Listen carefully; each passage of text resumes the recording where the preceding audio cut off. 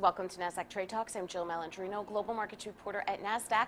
After an already brutal 2022 for crypto, the fourth quarter brought an ugly finale with the collapse of Sam Bankman-Fried's FTX exchange, triggering another leg down in prices, spurring a fresh bout of contagion, and enshrining the year as one of the worst ever in digital asset industry's history. Joining us today to discuss the 2022 gloom, if this New Year's rebound is sustainable, and what's ahead for 2023 is Jodie Gunzberg, Managing Director of CoinDesk Indices. Jodie, it's great to see you as always. Welcome to Trade Talks.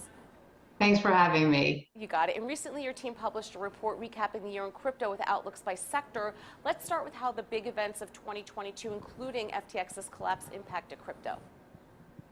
It's no secret that digital assets had a terrible year, not only from the macro backdrop of inflation and rate hikes that led to the market into a risk-off decline, but the rates were likely a key factor in triggering the Terra Luna collapse that in turn likely triggered Voyager, 3AC, and ultimately FTX. And while each of these events had some unique crypto factors, in an industry where counterparties are tightly bound together by a weave of debt and leverage, the dominoes can fall fast and hard, and they did.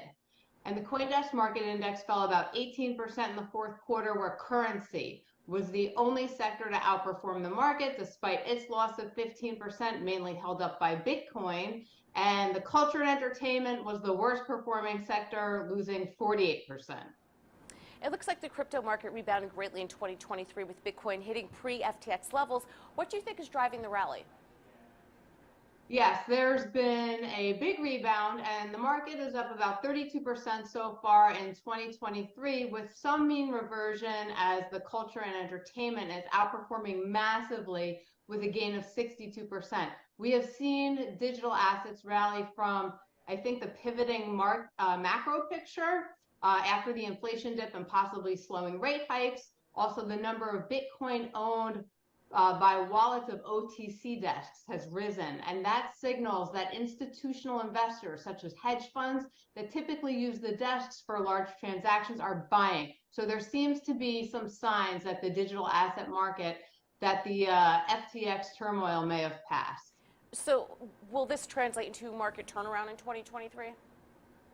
Whether the market turns around in 2023 depends to a certain extent on the Fed's monetary policy. Bitcoin's overall price direction is still closely linked to the trajectory of traditional markets, and the largest digital asset by market value often sets the course for the broader digital assets market. So right now, it seems the market is entering this period of indifference, and it probably will take several months before TradFi cares about crypto again, and then there may be support for the next bull market. But there is a high probability of recession. If people lose their jobs and the Fed pivots too late, we may see a similar situation that played out back in 2008 when the Fed pivoted. There was a relief rally of the S&P 500, and then as interest rates started finally falling, there was another crash of about 40%. So that does not bode well for Bitcoin in 2023. What about other digital assets like Ether or sectors like DeFi? Ether is the biggest asset in the smart contract platform sector, so it often drives the performance. And since it serves as the basis of DeFi applications, it held its value even after the merge, despite the greater crypto collapse. However, the sector had a mixed quarter influenced mostly by fundamentals. For example, Solana got crushed, partly due to its close ties to FTX. And we see the sector migrating to the Ethereum ecosystem and taking more market share. However, now Solana is up over 125% in 2023 as it's recovering from FTX, with the active addresses and daily NFT volume returning to the pre-FTX collapse levels. So its comeback has been mainly driven by the fundamentals, by the Bonk tokens airdrop that incentivized activity and support from Ethereum's founder, Vitalik Buterin. And looking to 2023, the market still needs to come to grips with the fact that staked Ether withdrawals will be enabled around March, so many investors are going to read that as a bearish signal as it leads to potential selling. So, Jodie, which sectors, if any, are you most optimistic about in 2023? Yeah, the key themes that are driving the positive sectors are decentralization, interoperability, and the infrastructure built. So for example, in the DeFi sector, the blue chip protocols with strong revenues may get stronger on the back of their well-designed tokenomics as they seek out new business models. I think also in the metaverse, in the culture and entertainment sector, there shows a lot of promise through the Open Metaverse Alliance of Web3 that's aiming to address interoperability challenges.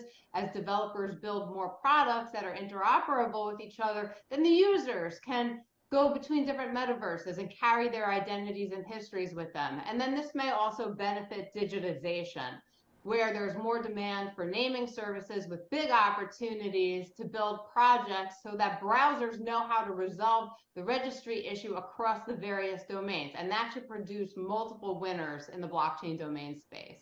And finally, in light of this, how do you see investors positioning themselves in crypto heading into the new year? Despite the opportunities in the sectors, the market is still all about Bitcoin and to some extent it's the Ether. But most of the demand is coming from the derivative strategies to either manage the risk, trade the volatility, follow trend indicators, or generate yield. And the appetite for yields has been strong for some time now, so that's led to this creation of DOVs, the DeFi option vault, to create the option strategies like selling covered calls or cash secured puts to generate this yield. So the DeFi option space is also likely to grow in the long run as the benefits of transparency and not needing custody become clearer. All right, Jodie, appreciate the insight as always. Thanks for joining us on Trade Talks. I'm Jill Malandrino, Global Markets Reporter at Nasdaq.